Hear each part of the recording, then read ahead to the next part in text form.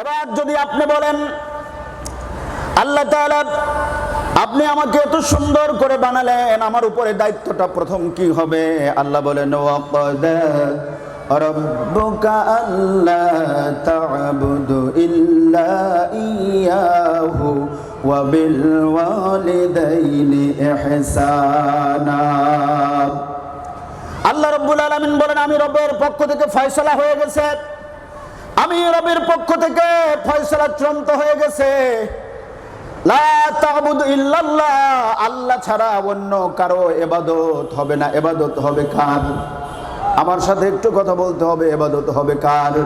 এবার আপনি যদি ইবাদত করতে যান, ইবাদত করার জন্য আপনাকে ইবাদত কেমনে করবেন, কিভাবে করবেন আপনাকে জানতে হবে। ইবাদত কেমনে করবেন এটা না জানলে ইবাদত করবেন কেমনে? আমি যদি মুসল্লিকে বলি, মুসল্লি ভাই আপনি বলেন নামাজের আরকান হাকাম কয় ফরজ, ভিতরে বাহির কয় ফরজ? মুসল্লি জবাব দেয় হুজুর মনে নাই, ভুলে গেছি। যদি বলেন আপনি তো আসলেন, বলেন তো ওযুর কয় ফরজ? বলে হুজুর এটাও তো স্মরণ নাই। নামাজ পড়ার জন্য আসছেন, সূরা ফাতিহাটা পড়েন। বলে বিসমিল্লাহির রহমানির রহিম মালিকি ইয়াউমিদ্দিন ইহদিনাস সিরাতাল মুস্তাকিম। যেখান থেকে মন চায় উনি সূরা ফাতিহা পড়ে দিস, অন্য আরেকটা সূরা পড়তে বললে উনি পারে না। ও মুসলমান, নামাজের মধ্যে সূরা ফাতিহা পড়া ওয়াজিব, নামাজের মধ্যে কিরাত পড়া তো ফরজ। আল্লাহ রাব্বুল আলামিন বলেন ওয়ারাতিলিল কুরআনা তারতিলা। শুধু তুমি তোমার মন গড়া তেলাওয়াত করলে হবে না বন্ধু, সহি শুদ্ধ করে কোরআন তেলাওয়াত করা প্রত্যেকটা মুসলমানের জন্য ফরজ। এখন আমরা ওযুর ফরজ জানি না। মুসলমান গোসলের ফরজ কয়টা? কয় 7-8টা তো হইবেই কমপক্ষে। কথা বুঝেন নাই? গোসলের ফরজ জানে না, ওযুর ফরজ জানে না, ওযুর সুন্নাত জানে না, ওযু ভঙ্গের কারণ কি তাও বুঝে না। এ হচ্ছে আমাদের অবস্থা। তো ইবাদত বন্দেগী যদি করতে হয় আপনাকে সর্বপ্রথম আল্লাহ বলছেন তলাবুল ইলমি ফারিদাতুন আলা কুল্লি মুসলিমিন ওয়াল মুসলিমা। প্রত্যেক মুসলমান নর নারীর উপরে দ্বীনি ইলম অর্জন করা ফরজ। কতটুকু? অন্তত এতটুকু, নামাজ, রোজা, হজ, যাকাত এইগুলোতে যতটুকুর প্রয়োজন হয়। নামাজ অন্তত মসনুন 10টা সূরা আপনাকে সহি শুদ্ধ করে মুখস্থ করতে হবে। ওযুর ফরজগুলো আপনাকে জানতে হবে, গোসলের ফরজগুলো আপনাকে জানতে হবে, তায়াম্মুমের ফরজগুলো আপনাকে জানতে হবে, নামাজের আরকান আহকাম কত ফরজ আপনাকে জানতে হবে। এইগুলো জানা প্রত্যেকটা মুসলমান নরনারীর উপরে ফরজ করে দিয়েছেন কে? আরে জোরে বলুন কে? আল্লাহ। ভাইরা আমার, এজন্য দেখবেন মাইকের আওয়াজ যতদূর যায়, নামাজ, আমরা নামাজ পড়ি, নামাজ পড়ছি, কিন্তু নামাজ হচ্ছে না। কেন হচ্ছে না? কারণ নামাজের আরকানগুলো আমরা ঠিকভাবে আদায় করছি না। অনেক মুসল্লি দেখবেন আল্লাহু আকবার বলে যে আমরা রুকু করি, রুকু করা কি ফরজ? বলেন না, রুকু করা কি ফরজ? রুকু করা ফরজ, সিজদা করাও ফরজ। রুকুর থেকে সোজা হয়ে সামি আল্লাহু লিমান হামিদা বলে এক তাসবিহ পরিমাণ দাঁড়ানো ওয়াজিব। বুঝতে পেরেছেন? এখন মুসল্লিরা কিরকম করে? সামি আল্লাহ লিমান হামিদা কইয়া কোমরটা আর সোজা করে না, এদুরুত সেজদায় পড়ে যায়। সেজদায় গিয়ে দুই সেজদার মাঝখানে সোজা হইয়া এক তাসবিহ পরিমাণ বসা ওয়াজিব।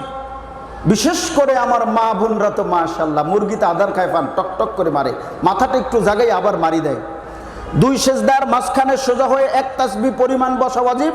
এটা নারী পুরুষ উভয়ের জন্য। কথাটা বুঝতে পেরেছেন? এখন এই যদি আপনি দুই সেজদার মাঝখানে সোজা হয়ে না বসেন, রুকু করে যদি সোজা হয়ে না দাঁড়ান, আপনার নামাজ তো হবে না। আপনি কিয়ামত পর্যন্ত নামাজ পড়লো, কারণ ওয়াজিব তরফ করেছেন, ওয়াজিব তরফ করলে সহজ সিজদা দিতে হয়। আপনি তো সারা জীবন নামাজই পড়েছেন, এভাবে সহজ সিজদা কখন দিচ্ছেন? তো এই সমস্ত মাসালা মাসাইলগুলো আমাদের সকলের জানা ফরজ। সকলের জানা কি ফরজ। আপনি না তো ইবাদত করবেন কেমনে যদি ইবাদতের এই মসনুন মাসালাগুলো আপনি না জানেন? আল্লাহ আমাদের জানার তৌফিক দান করুন। এজন্য দেখবেন বিভিন্ন মসজিদে দাওয়াতে খায়র হয় প্রতি সপ্তাহে, দাওয়াতে খায়রে বসবেন। আরে দুনিয়ার পিছনে পিছনে তো সময়টা অনেক ব্যয় করে দিয়েছেন। অবহেলায় দিন গেল ফুরাইয়া পাগল মনরে, দিন গেল দুনিয়ার বোঝা বইয়া, আমার দিন গেল দুনিয়ার বোঝা বইয়া পাগল মনরে। অবহেলাই দিন গেল ফুরাইয়া।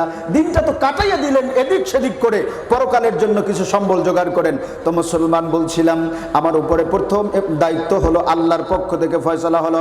আল্লাহ রাব্বুল আলামিন বললেন, আমি আল্লাহ ফয়সালা করে দিয়েছি বান্দা, তোমার জন্য আমি আল্লাহ ফয়সালা করে দিলাম, আমার ইবাদত তোমাকে করতে হবে। ফজরের আজান হয়ে গেলে ঘুমে মুসলমান থাকতে পারবে না।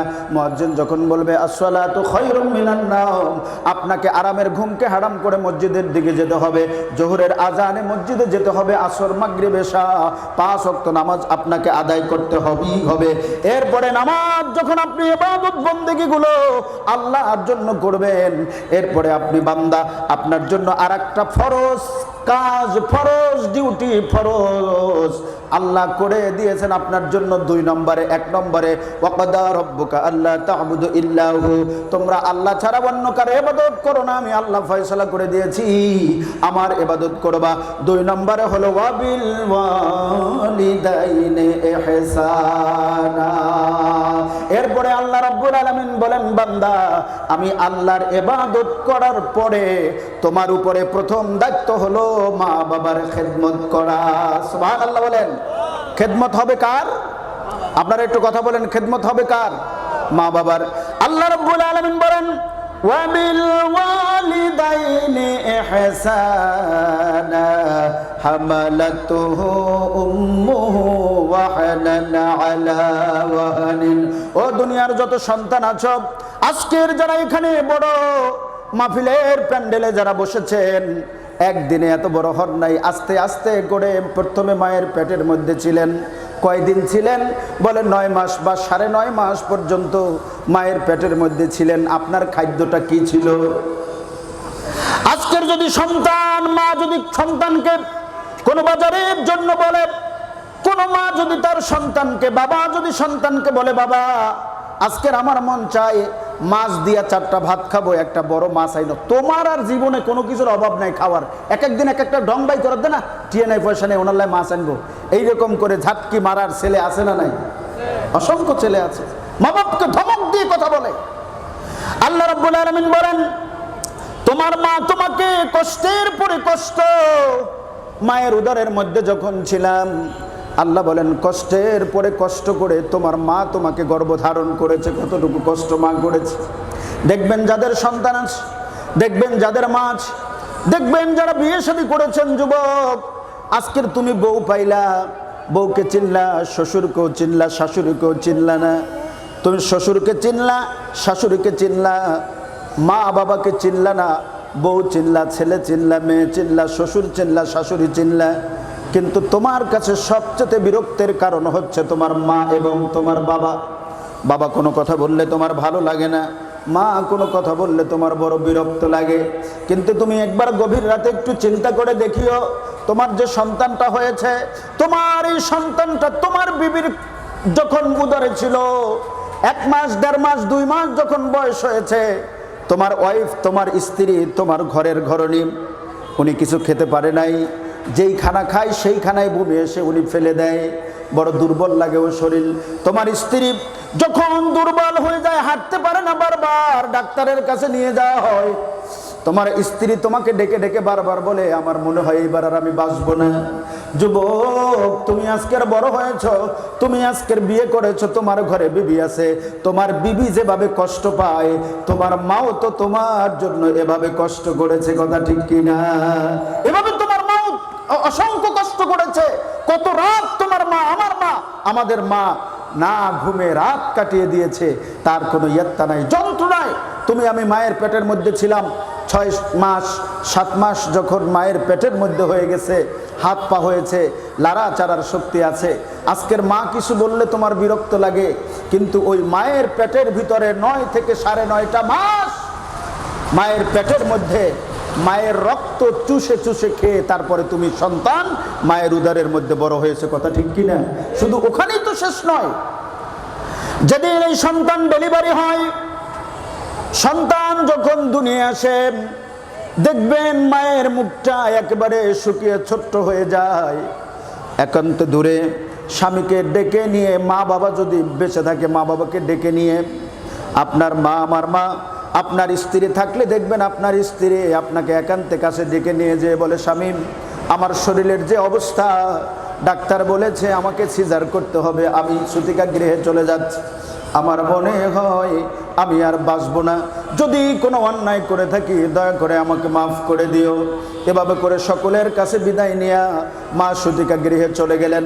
মায়ের এক একটা যন্ত্রণা, উদরে মায়ের সন্তান প্রসবের এক একটা যন্ত্রণা যেন মৃত্যুর যন্ত্রণাকেও হার মানায়। এরকম করে কষ্ট করে করে 8 মাস থেকে মায়ের কষ্ট শুরু হয়, 9 থেকে 9.5 মাস পর্যন্ত মায়ের কষ্ট বহন করে যেদিন সূতিকা গৃহে চলে যায় মা, যেদিন সন্তান ভূমিষ্ঠ হয়, সন্তান ভূমিষ্ঠ হওয়ার সময় মা রক্তাক্ত হয়ে যায়। কষ্টের পরে কষ্ট করে যখন তুমি দুনিয়ায় আসো, মা সন্তান দুনিয়ায় এসেছে, মা বেহুশ, যন্ত্রণায় মায়ের কোনো হুঁশ নাই। একটু পরে দুঃখী মায়ের যখন চোখটা খুলে, মা তখন আস্তে করে বলে, আমার বাবাটাকে একটু দেখতে চাই। মা কিন্তু সিজার করা রক্তাক্ত, মা লড়তে পারে না, পেটটা মায়ের কাটা, এই কাটা পাট নিয়ে মা লড়তে পারে না, বেহুশ হয়েছিল মা। হঠাৎ করে চোখটা যখন মায়ের খুলেছে, মা সাথে সাথে বলেছে, আমার বাবাকে একটু নজর আমি দেখতে চাই। এরপরে সন্তানটা যখন মায়ের চোখের সামনে ধরে, একজন বলে মেয়ে হয়েছে হয়তো অসন্তুষ্ট হয়ে যায়, কিন্তু দুঃখী মা 9 থেকে 9.5 মাস এত কষ্ট, প্রসবের মৃত্যু যন্ত্রণা সহ্য করেছে মা। ওই সন্তানটা যখন মায়ের সামনে চোখের সামনে ধরা হয়, 9 মাস 9.5 মাসের মৃত্যু যন্ত্রণা, সন্তানের মুখের দিকে তাকাইয়া সাথে সাথে মা ভুলে যায়। জোরে বল সুবহানাল্লাহ। মায়ের এক ধার দুধের দাম, কাটিয়া গায়ের চাম, পাপস বানাইল ঋণের শোধ হবে আমার মা গো। এমন দরদি ভবে কেউ হবে না আমার মা গো। এজন্য আমার নবীও বলে দিয়েছেন, সাহাবী এসে বলে, হুজুর মান আহাক্কা আলাইহি বিহুসনি সাহাবাতি, ও নবী আমি সবচেয়ে দুনিয়ার মধ্যে ভালো আচরণ কার সাথে করব? আমার নবী বললেন, কলা উম্মুকা, তুমি তোমার মায়ের সাথে সবচেয়ে ভালো আচরণ করবা। সাহাবী বলে, হুজুর আমি তারপরে সুম্মা মান, ও নবী তারপরে আমি ভালো আচরণ কার সাথে করব? আমার নবী বলেন, সুম্মা উম্মুকা, তারপরও তোমার মায়ের সাথে ভালো আচরণ করবা। সাহাবী বলে, হুজুর আমি তারপরে কার সাথে ভালো আচরণ করব? রাসূল বললেন, কলা উম্মুকা, তারপরও তোমার মায়ের। এরপরে সাহাবী আবার যখন বললেন, হুজুর আমি সবচেয়ে ভালো আচরণ কার সাথে করব?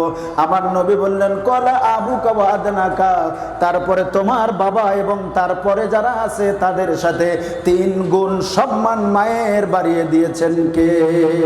এই সন্তান তুমি যখন বড় হয়েছে তুমি জানো না, আল্লাহর হাবিব বলেন, রাদিয়াল ওয়ালিদাইন ফি রাদিয়াল্লাহু ফি রাদিয়াল ওয়ালিদাইন সাকাতাল্লাহু ফি সাকাতাল ওয়ালিদাইন।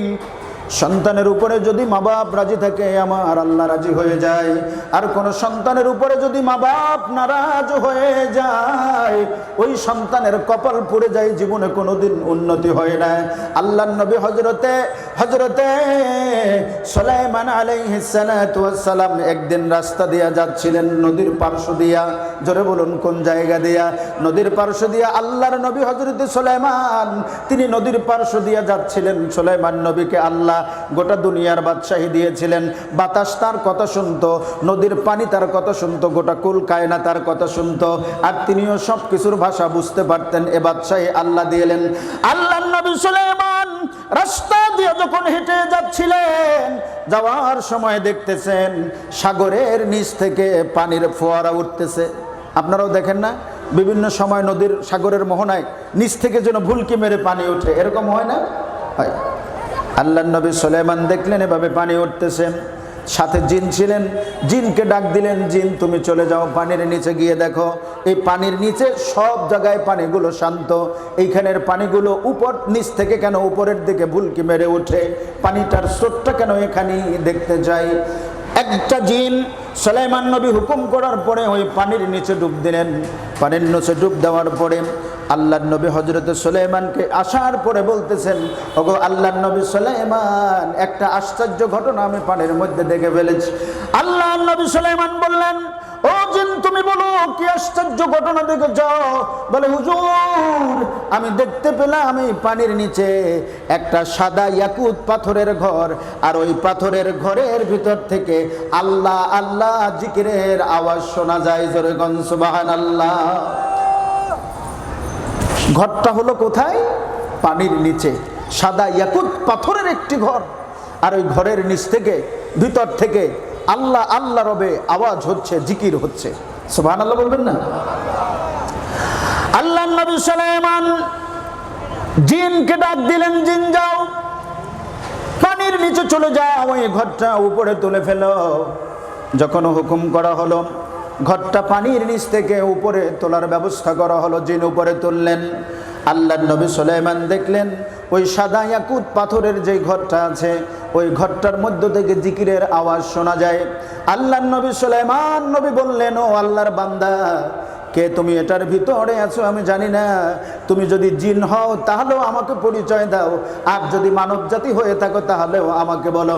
ভিতর থেকে, ওই ঘরের ভিতর থেকে আওয়াজ করলো, ওগো আল্লাহর নবী সুলাইমান, আমি কোনো জিন নই, আমি একজন মানুষ, আমি একজন আল্লাহর বান্দা। জোরে কোন সুবহানাল্লাহ। আল্লাহর নবী সুলাইমান আল্লাহর কাছে ফরিয়াদ করলেন, রব, আমি দেখতে পাচ্ছি এই সুন্দর ঘরটায় একটা তালা খোলার ব্যবস্থা করে দাও। আল্লাহ বললেন, সুলাইমান, তুমি বিসমিল্লাহ বলে হাত দাও, তালা খুলে যাবে। আল্লাহর নবী সুলাইমান আলাইহিস সালাম ওইটাই যখন বিসমিল্লাহির রহমানির রহিম বলে তালার মধ্যে হাত দিলেন, তালাটা সাথে সাথে খুলে গেল। এজন্য মুসলমান আমরা যারা যে কোনো কাজ করব, সমস্ত ভালো কাজ করার শুরুতে একটা দোয়া পড়ব। দোয়াটার নাম হলো, আমার সাথে বলেন, বিসমিল্লাহির রহমানির রহিম। আমরা পড়বো তো ইনশাআল্লাহ? প্রত্যেকটা ভালো কাজের শুরুতে কি পড়বো? বিসমিল্লাহির রহমানির রহিম। আল্লাহ কবুল করুন, আমিন। ইয়া রাসূলুল্লাহ, ইয়া রাসূলুল্লাহ, আমারি মওয়াতের নিদান কালে আসেন নবীজি আমার শিয়রে, আমি দেখিব আপনাকে নয়ন ভরিয়া, দেখিব আপনাকে নয়ন ভরিয়া। ইয়া রাসূলুল্লাহ, ইয়া রাসূলুল্লাহ। আমার বন্ধুরা, আমার ভাই, সুলাইমান নবী ডাক দিলেন, তালাটা খুলে গেল। খুলে যাওয়ার পরে দেখেন ওই ঘরের মধ্যে একটা যুবক বসে বসে জিকির করছে। কার? এবার সুলাইমান নবী বলে, যুবক, ও যুবক, বুঝলাম না, সব মানুষ এক দিকে চলে যায়, কেউ জান্নাতে, কেউ কবরে দাফন করা হয়। কবরে লোকটা হয়তো ইল্লিনে অথবা সিজ্জিনে থাকে, জান্নাতি অথবা জাহান্নামী হয়। আমি দেখতে পেলাম একটা সাগরের ভিতরে একটা সাদা ইয়াকুত পাথরের মধ্যে তোমার অবস্থান, ওখানে বসে বসে আল্লাহর জিকির করছো। বলো যুবক, কি কারণে এই মর্যাদা আল্লাহ তোমাকে দিল? কি কারণে তোমার এই সম্মান হলো? এবার যুবক চোখের পানি ছেড়ে ডাক দিলে, ওগো আল্লাহর নবী সুলাইমান, আমার বড় সৌভাগ্য হয়ে গেল, আপনার দিদার আমি পেয়ে গেলাম, আপনি একজন আল্লাহর জলিলুল কদর নবী। শোনেন, আমার আজকের যেই মর্যাদা, আমার এই মর্যাদা অন্য কোনো কারণে নয়, কোনো ইবাদত বন্দেগী অনেক বেশি করেছি এমনটাও নয়, অনেক কিছু করে ফেলেছি, তাহাজ্জুদ গুজারি ছিলাম, সারাদিন ইবাদত বন্দেগী কাটিয়ে দিতাম এমনটা নয়, বরং আমার এই মর্যাদা হচ্ছে আমার মায়ের দোয়ার কারণে।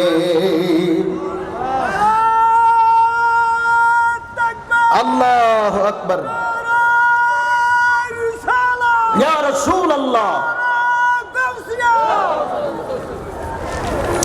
হুজুর, আমার আজকের এই মর্যাদা আমার মায়ের দোয়ার কারণে, আমার মায়ের দোয়া। এজন্য যুবক, তোমার কপালের পরিবর্তন যদি করতে চাও, তকদিরের পরিবর্তন যদি করতে চাও, আবার নবী বলেন আত-তাকদির লা ইয়ারুদ্দুদ দুআ, দোয়া ছাড়া তকদিরের পরিবর্তন হয় না।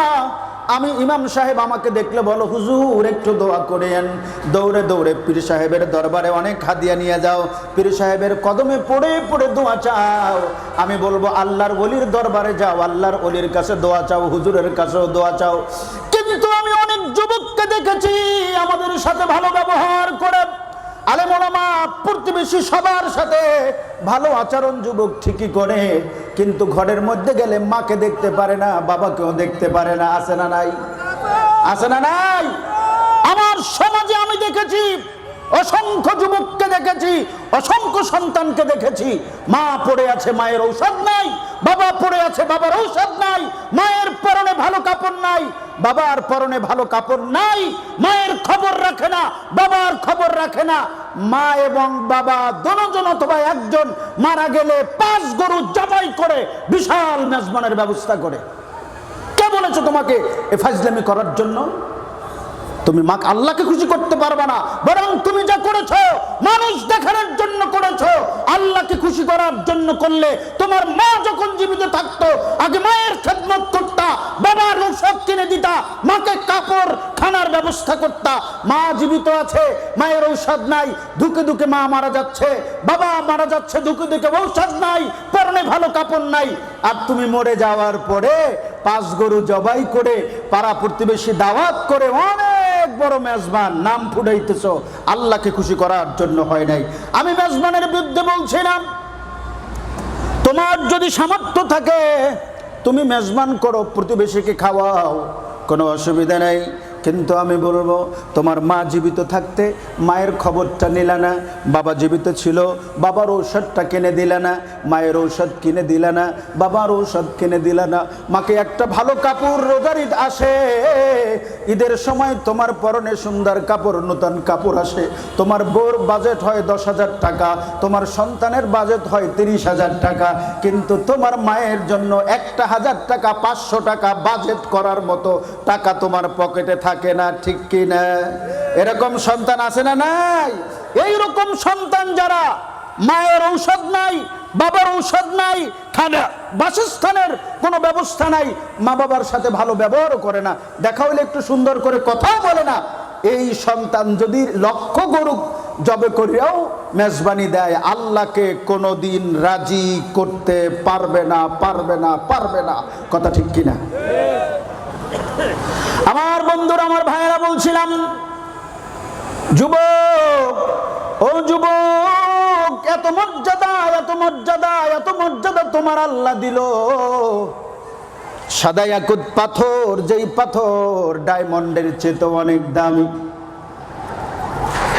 এত দামি পাথরের ঘর, পানির মধ্যে তোমার ওখানে বসে জিগির করছো, তুমি বলছো তোমার মায়ের দোয়ার কারণে। ঘটনা কি বলো? বলে হুজুর,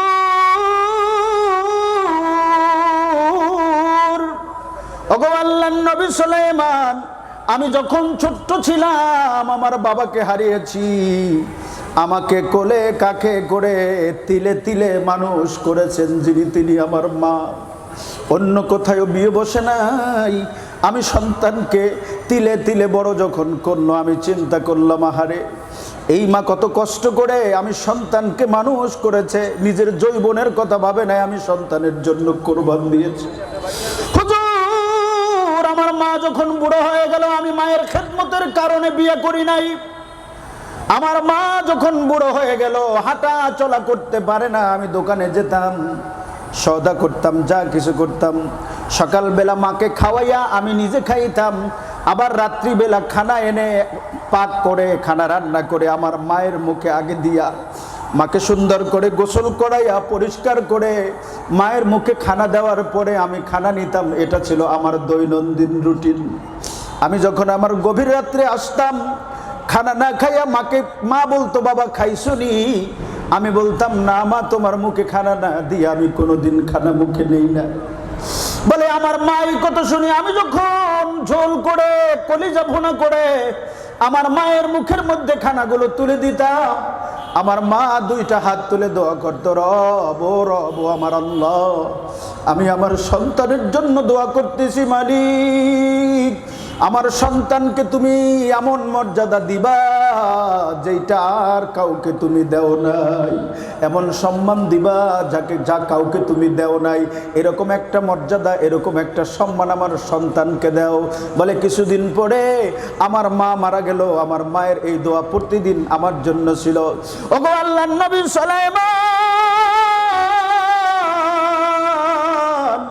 আমার মা কিছুদিন পরে মারা গেল, মারা যাওয়ার পরে আমার আর দুনিয়াদারি ভালো লাগে না, আমি যেদিকে দেখি আমার মাকে খোঁজ করি, কোথায় গেলে পাবো আমি আপন আপনজন, আমার জন্যে কাঁদলে মাগো সারাটি জনম, কোথায় গেলে পাবো আমি এমন আপনজন। আমি পাগল হয়ে গেলাম। দুনিয়ায় দেখবেন রে ভাই, নাম ধরে মাওলানা মাহবুবুল আলম সাহেব যেখানে যায়, মুফতি মাহবুবুল আলম সাহেব বলেন, মাওলানা মাহবুবুল আলম সাহেব বলেন, ও বাবা মাহবুব, বাবা মাহবুব এদিকে আয়, এইভাবে করে আদর করে ডাকার একজনই মানুষ, তিনি হলো মা এবং বাবা।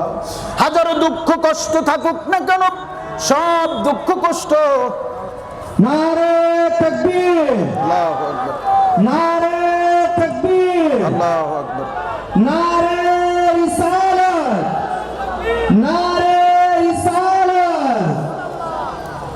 উসমান গনি সালে উসমের আগমন, উসমান গনি সালের আগমন, আহলান সাহলান,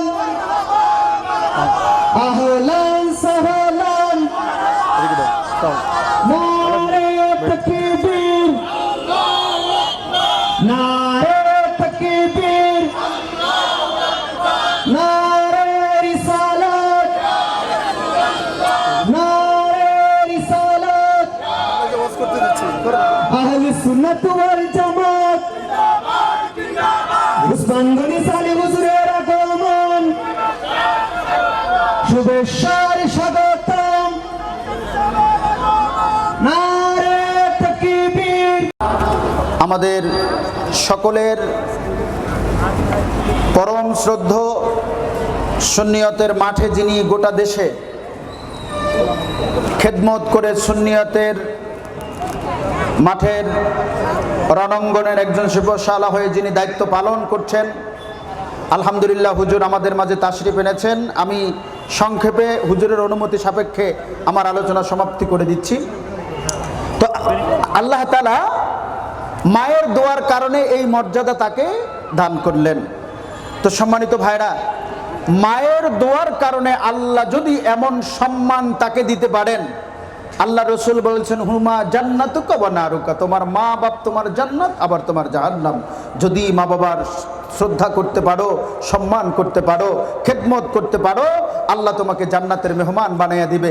আর মা বাবার সাথে যদি বেয়াদবি হয়, তাহলে তুমি জাহান্নামের অধিবাসী হয়ে যাবে। প্রিয় ভাইরা আমার, এজন্য আদববান ছেলে যদি বানাতে চান, আপনি যদি মনে করেন যে আপনার ছেলে মা বাবার খেদমত করুক, এমন সন্তান আমি গঠন করব, মা বাবার মুখের দিকে তাকিয়ে কথা বলবে না, এমন সন্তান যদি গঠন করতে চান, এমন সন্তান যদি আপনি বানাতে চান, অবশ্যই আপনার সন্তানকে কোরআনের আলোয় আলোকিত করতে হবে, কোরআন সুন্নাহর শিক্ষায় শিক্ষিত করতে হবে।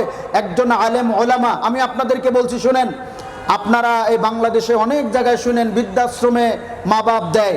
আজ পর্যন্ত কোনো আলেম ওলামার মা বৃদ্ধাশ্রমে গিয়ে কষ্ট করেছে এরকম কথা শুনেছেন আপনারা? কখনো শুনেন নাই। আলহামদুলিল্লাহ, কারণ কোরআনের আলোয় যার সিনা আলোকিত থাকবে, রসুলের সুন্নাহ যার জীবন সঙ্গী হবে, সে কখনো কোরআন সুন্নাহ বিরোধী কোনো কাজ, মা বাবার খেদমত করা তো সন্তানের জন্য ফরজ।